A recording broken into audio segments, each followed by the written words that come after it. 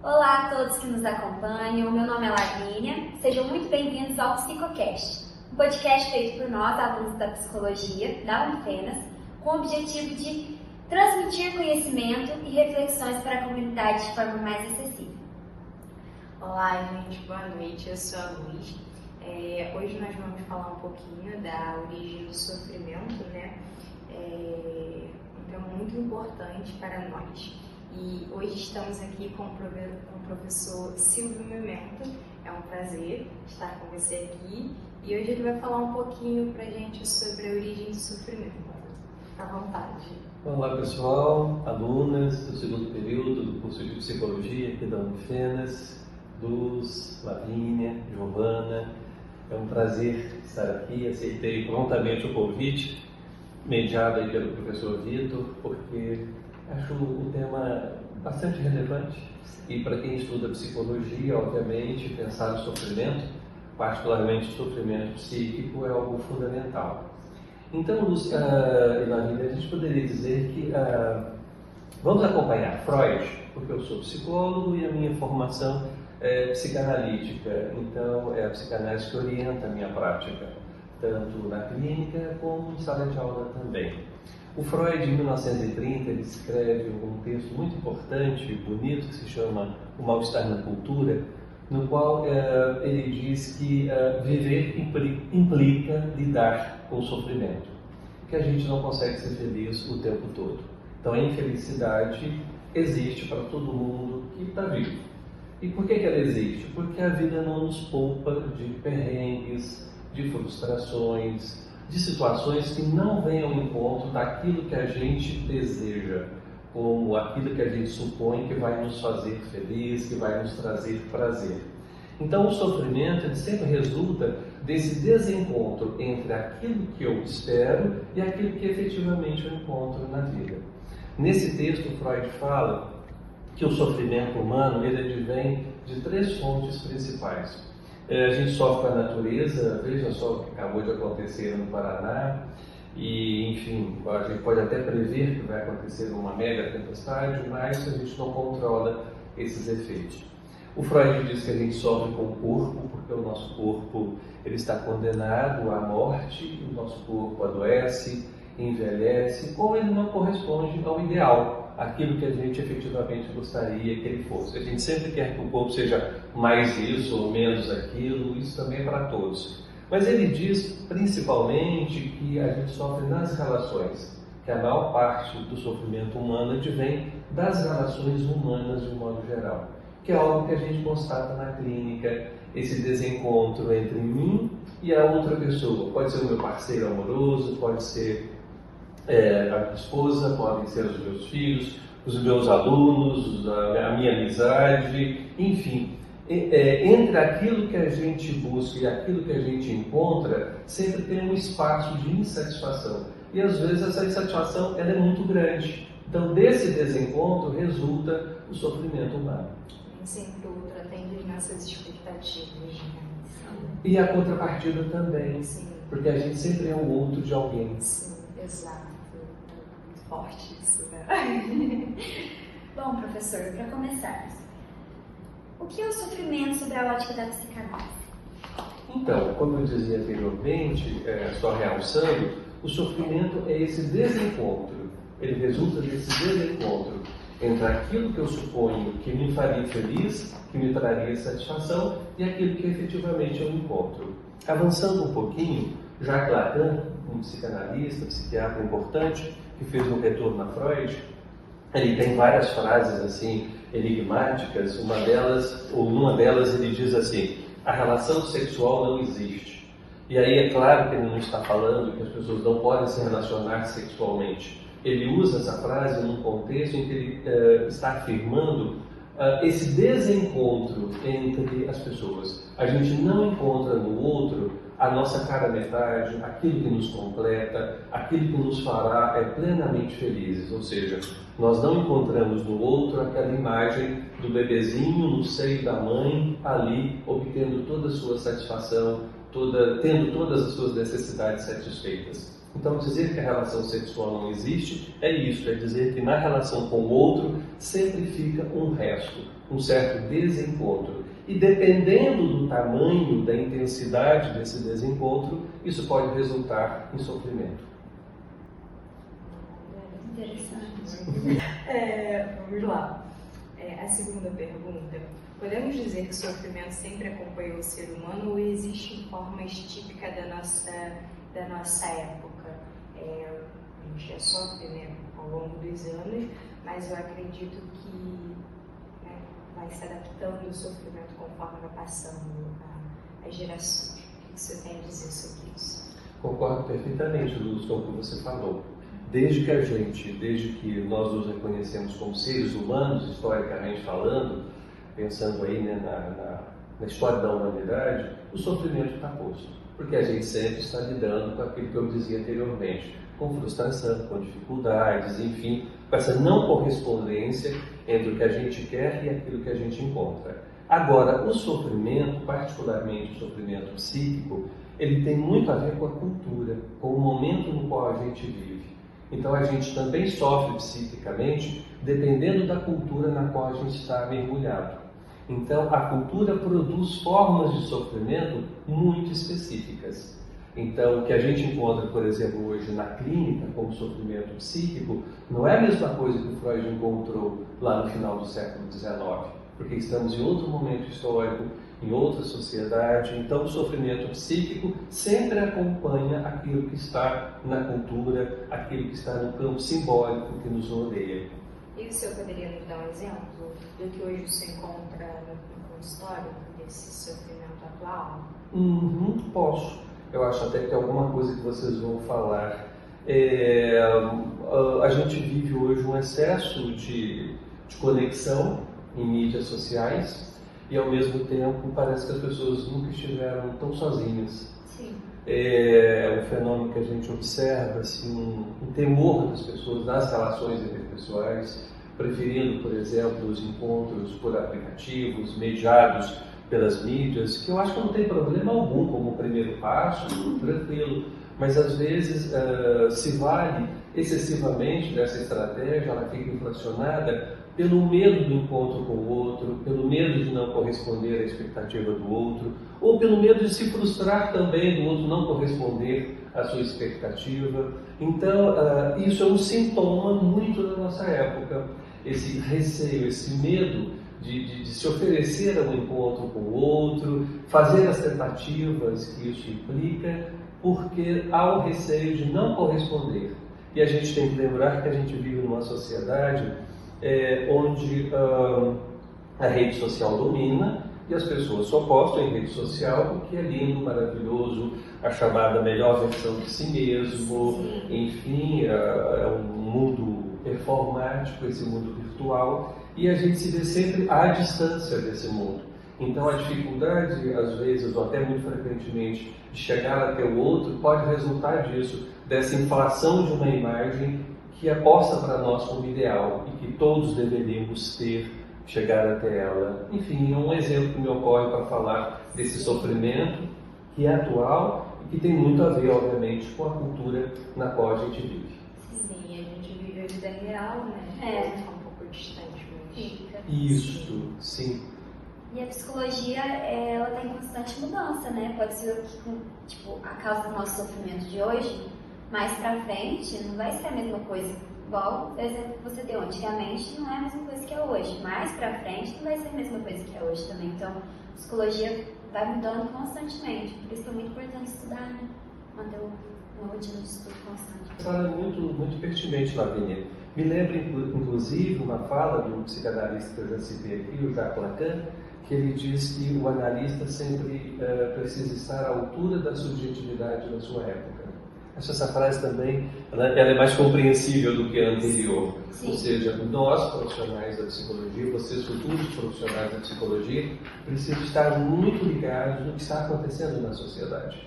Então, um profissional da área de humanas, particularmente um psicólogo, ele precisa ler, ele precisa enfim, estou falando da literatura, ele precisa assistir cinema, ele precisa acompanhar podcast, ele precisa sim estar nas redes sociais, ver o que está acontecendo, enfim. Ele precisa estar antenado com tudo isso que nos dá notícia das subjetividades na nossa época, porque senão a gente não vai poder escutá-las como se deve no contexto da clínica. Sim, muito importante. A terceira pergunta é que Freud via o sofrimento como resultado de conflitos inconscientes.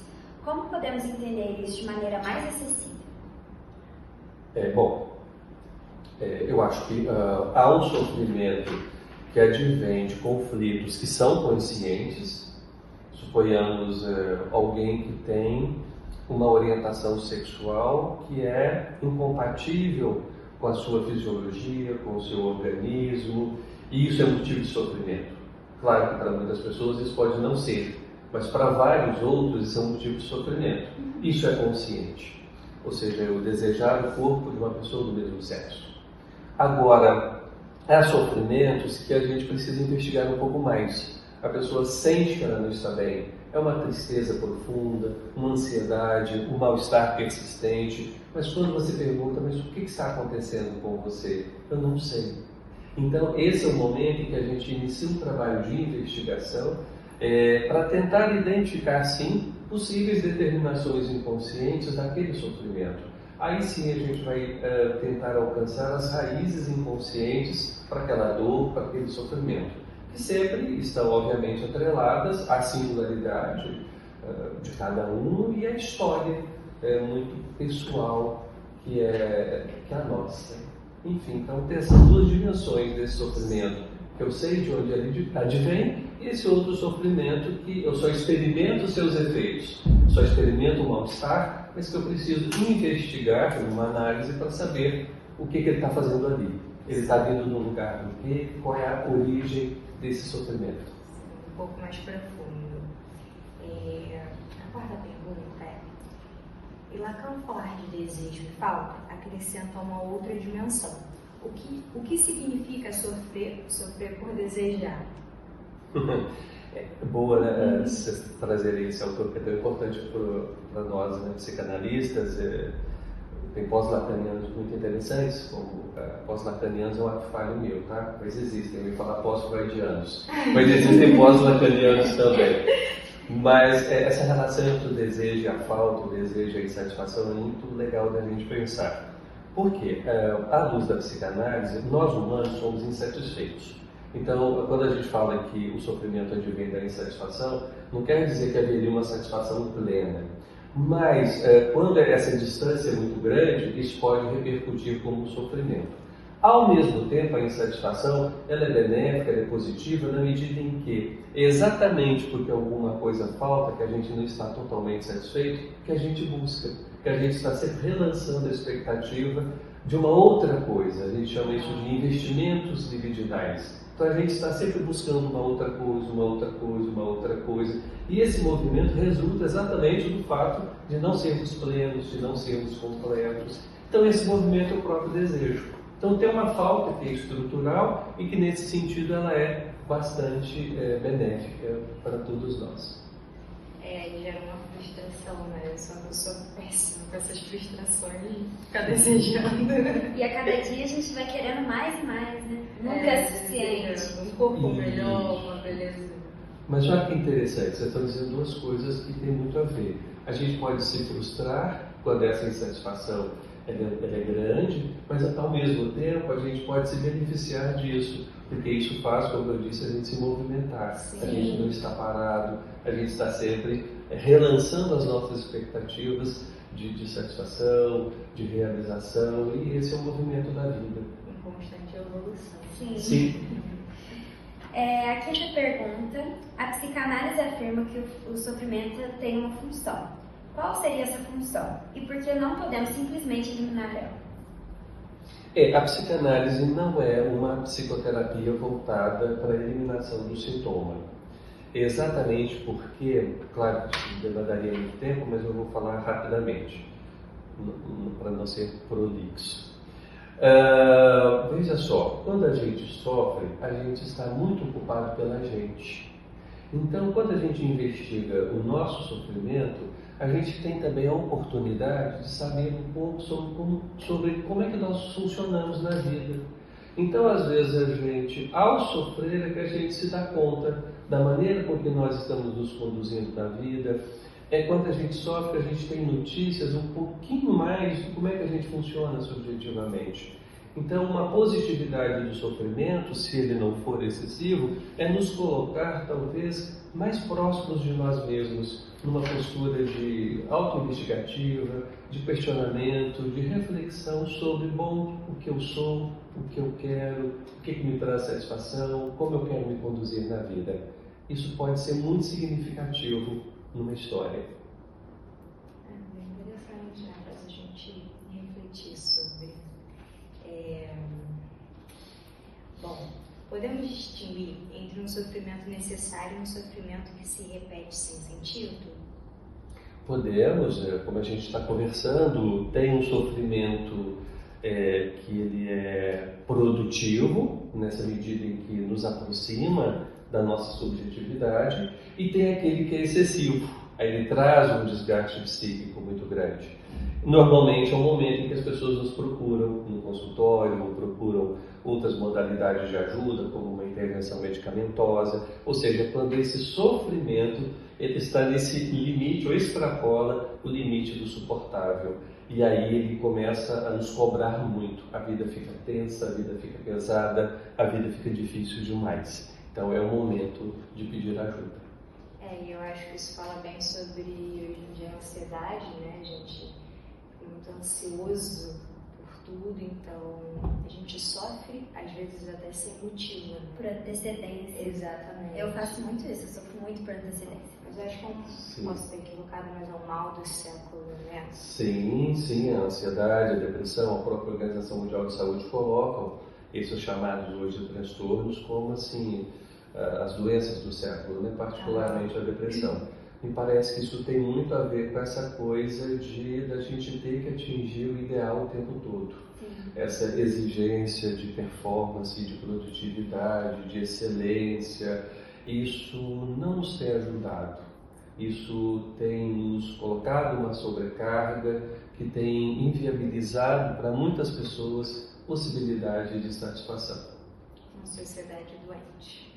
Ou a sociedade do cansaço, como diria o Byung-Chul Han.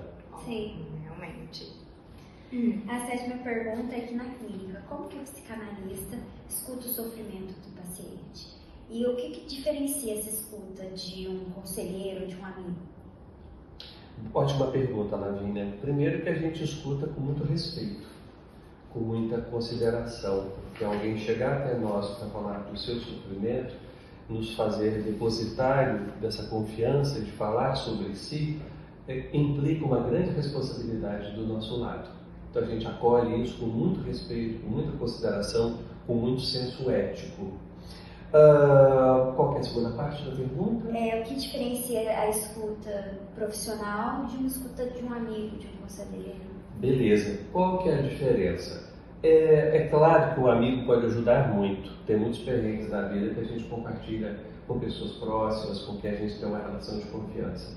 Acontece que a nossa intervenção no campo das ciências psicológicas, ela tem uma especificidade que faz toda a diferença. Qual é? A nossa intervenção, ela tem um propósito, uma finalidade, ela é planejada e ela é sustentada por um referencial teórico.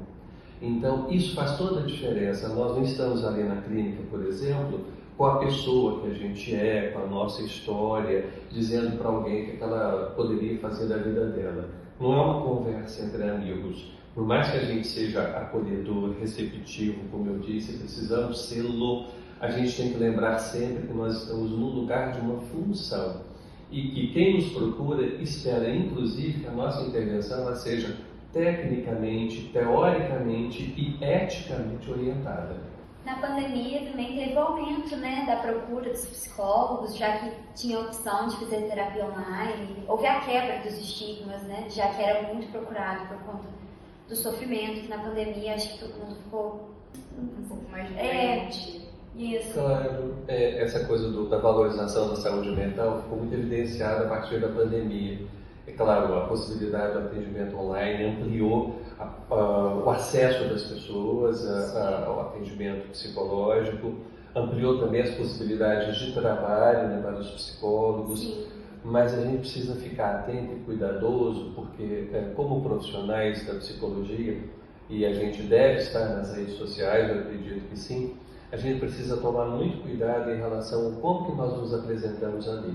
Exatamente em função disso que já foi perguntado, para que aquilo que nós falarmos ali seja sustentado no campo da ciência psicológica, que não seja uma fala senso comum, porque senão a gente vai continuar alimentando estereótipos em relação à psicologia de que, bom, para que eu vou falar um psicólogo se eu posso falar para um amigo?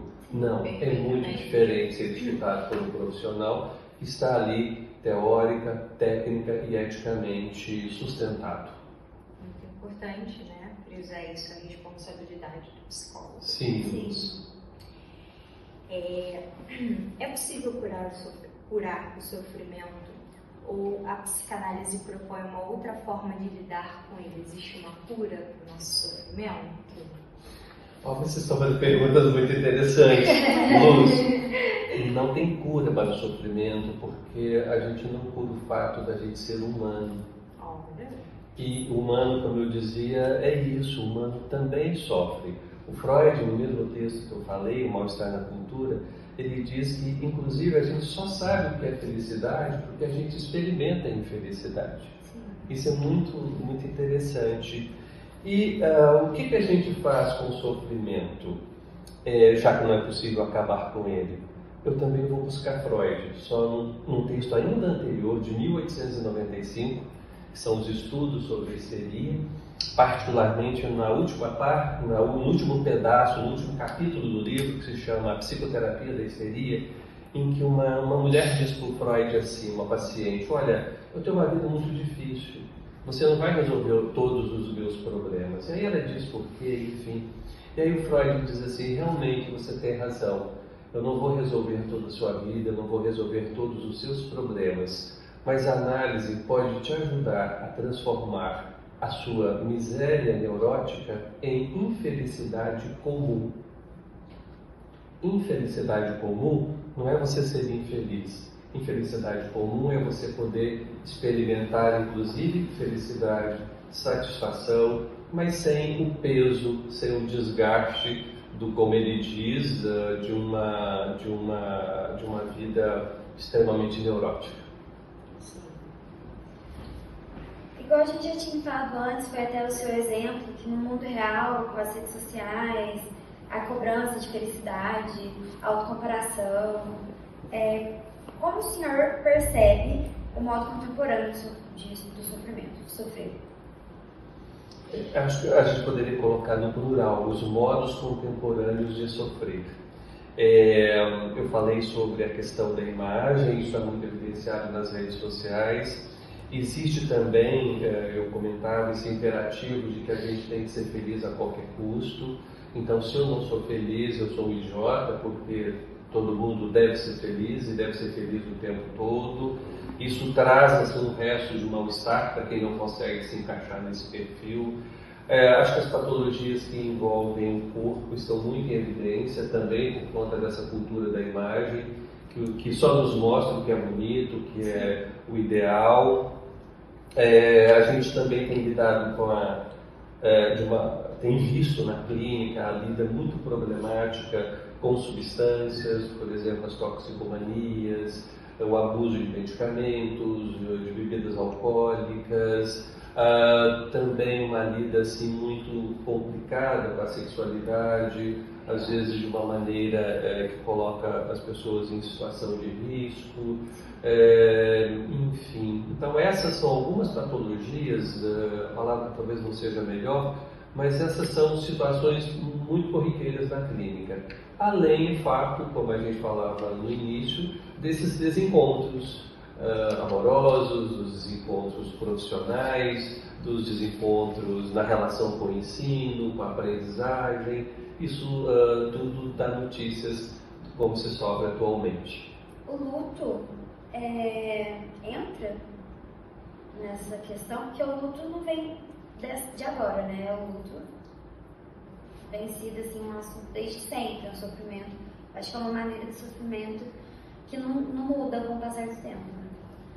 Que legal você ter falado isso, Lavínia. É pior que muda. Muda? Muda, porque hoje em dia a gente não pode nem ter luto.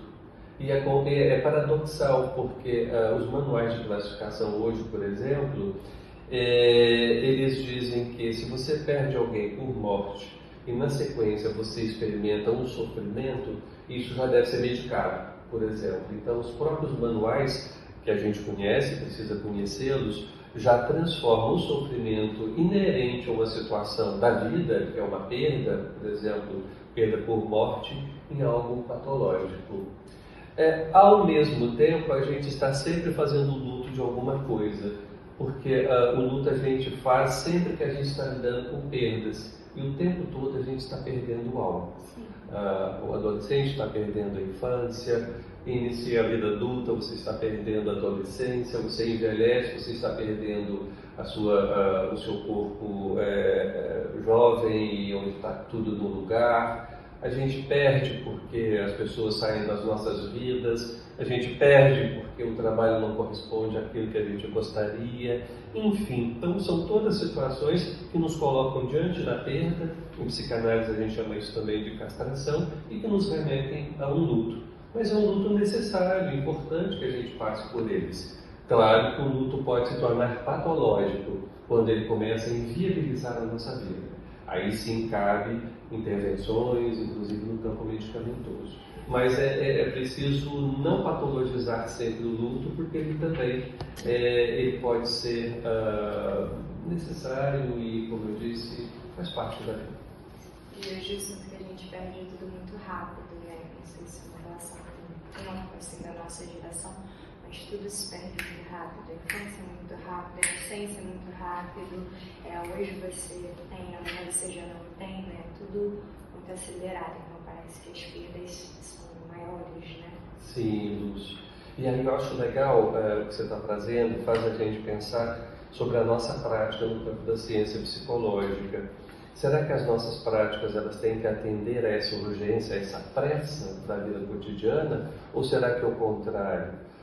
Tem uma psicanalista que eu gosto, que ela escreve assim, que a análise é uma oportunidade para a gente dar uma pausa na pressa.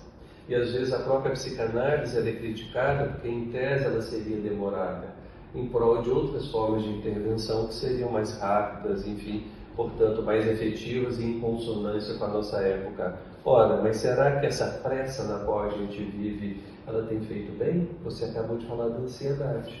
Será que isso tem nos ajudado? Será que não é melhor a gente gastar um pouco mais de tempo, inclusive não só na psicoterapia, mas também nos processos da vida? Será que a gente não precisa fazer no movimento contrário?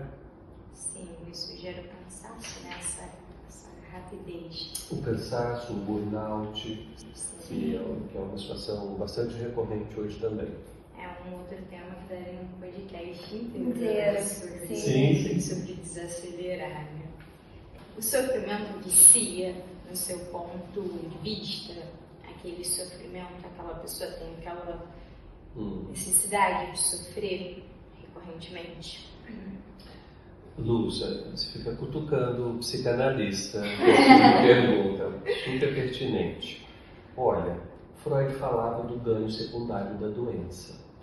É claro que isso funciona no registro inconsciente. A pessoa não percebe que ela pode ter algum ganho com o sofrimento dela. Não adianta a gente dizer isso para ela também, tá? Mas é muito evidente como que algumas situações de sofrimento acabam sendo uma maneira da pessoa se colocar na vida. Então ela pode ganhar algo com isso também. Repito, ainda que inconscientemente. O Lacan vai falar que no sintoma, que é isso que nos traz sofrimento, a gente tem ali um paradoxo. Ele vai dizer que a gente sofre com o nosso sintoma, mas que ao mesmo tempo a gente obtém alguma forma de satisfação com ele, por mais mórbida que essa forma de satisfação seja. E é claro que isso funciona no registro inconsciente. Então você tem razão, nem sempre a gente quer se desatrelar daquilo que é motivo de sofrimento.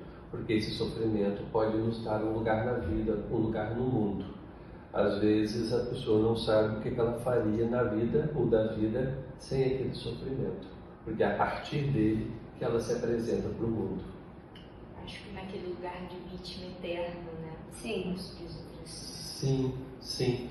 Então, mas aí que tá, a gente precisa, a gente verifica isso no contexto da clínica e a gente precisa ter um manejo muito cuidadoso, porque a pessoa não está nessa condição porque conscientemente ela quer. Às vezes é a forma que ela encontrou de extrair alguma satisfação na vida, por mais estranho e paradoxal que isso seja. Então a gente precisa manejar isso de uma forma muito cuidadosa para que a pessoa possa extrair satisfação da vida de outras maneiras e paralelamente então ela vai abrindo mão desse sintoma. Ela pode construir outras vias que sejam menos danosas, menos custosas para ela, inclusive. Então você acha que quando a pessoa se torna consciente, ela pode mudar esse papel? Ou... Acho que tomar consciência disso é um passo. Agora, mudar, retificar a posição em relação a esse sintoma é um caminho que a gente percorre. Acho que começa com esse passo aí, mas a análise é um caminho que a gente percorre depois desse primeiro passo, mas sem ele não tem como a gente avançar. Sim, bem interessante. Até já respondeu um pedaço da minha pergunta, que o sofrimento pode ser uma via de transformação? Ele pode nos ensinar algo sobre quem somos? Responde um pedaço. Perfeitamente, o sofrimento pode sim, ele diz muito da gente, de quem a gente é. O legal é a gente poder extrair daí alguma contribuição para que a gente possa, como a gente está falando aqui hoje, obter satisfação na vida, alguma felicidade, sem pagar um preço tão alto por isso, que é o preço que está implicado no sintoma. Sim. Para encerrar, já vem no contexto de tudo que falamos aqui, que mensagem você deixaria para quem deseja compreender o próprio sofrimento e encontrar um sentido nele? Bom, eu acredito que as pessoas se valem de diversos recursos para isso. Nós estamos aqui no contexto da psicologia, da psicanálise. Acredito que para quem sofre uma psicoterapia, uma análise, ela pode ser de grande ajuda, de grande valia. E lembrando, e aí eu vou trazer Freud novamente nesse texto, O Mal-Estar na Civilização ou na Cultura, lembrando que a gente não tem uma saída pronta, um protocolo para levar alguém a viver mais feliz. Fórmula mágica. Não tem. Nesse texto, Freud tem uma frase, um trechinho de tão interessante, eu até já decorei, porque eu repito muito, inclusive em sala de aula. Ele diz assim, abram aspas, no que diz respeito à felicidade, não existe uma regra de ouro que se aplique a todos. Cada um precisa descobrir por si mesmo de que modo específico ele pode ser salvo. Fecham aspas. Aquilo que te faz feliz, né? Acho que contar aquilo que estraga a felicidade. Foi errado? É singular. É muito de cada um. Queria te agradecer imensamente por ter aceitado o nosso convite. Acho que fica esse ensinamento tanto pra gente quanto pro pessoal que está assistindo a gente. Surreal essa experiência, abre olhos para todo mundo, os olhos, tipo assim, abre caminhos que eu, por exemplo, eu queria muito seguir a TCC, mas ouvindo você falar desse jeito da psicanálise dá uma vontade de conhecer mais, tanto como a gente está falando, né, de conhecer várias áreas da psicologia, várias áreas de atuação diferentes para a gente, né, se integrar. Eu acho que foi uma conversa muito imersiva, muito esclarecedora também. Espero que fique um gostinho de quero mais para vocês. Espero ter outras oportunidades, até mesmo de estudar e de conversar sobre, porque foi um momento muito gostoso. E fica para vocês um pouquinho mais sobre o sofrimento, que possamos entender um pouquinho mais, aprender, né? Podemos, acho que assim, colocar sobre o sofrimento e que nem sempre o sofrimento precisa ser sozinho, você não está sozinho, você não precisa passar por isso sozinho. Então, há meios e formas de você procurar ajuda. Procure, se você passa por esse sofrimento, por essa tristeza, procure um especialista, procure um psicólogo, um médico que possa te ajudar, né? Até o fim. Inclusive, a gente tem a clínica escola que dá Unifenas. Bem lembrado. Com vários alunos que já estão quase se formando lá, eles podem ajudar vocês de forma gratuita. E a gente vai colocar um númerozinho na legenda do nosso podcast com o número da Unifenas para entrar em contato. Silvio, você quer deixar algum canal seu, algum Instagram, Sim, mas eu queria dizer que vocês estão no segundo período. Sim. Tem muita água para passar debaixo da ponte ainda. Vocês estão conhecendo algumas teorias, vão conhecer outras que ainda não chegaram para vocês, não apenas a psicanálise. E eu acho que isso é muito importante para a formação do psicólogo, ele conhecer a extensão desse campo das ciências psicológicas e depois ele vai fazendo as suas escolhas de acordo com as suas afinidades. Agradeço o convite, foi muito simpático o convite que vocês fizeram, foi agradável estar aqui, espero ter contribuído. Estou lá no Instagram, @SilvioMemento, de vez em quando eu apareço por lá. Obrigado. É isso.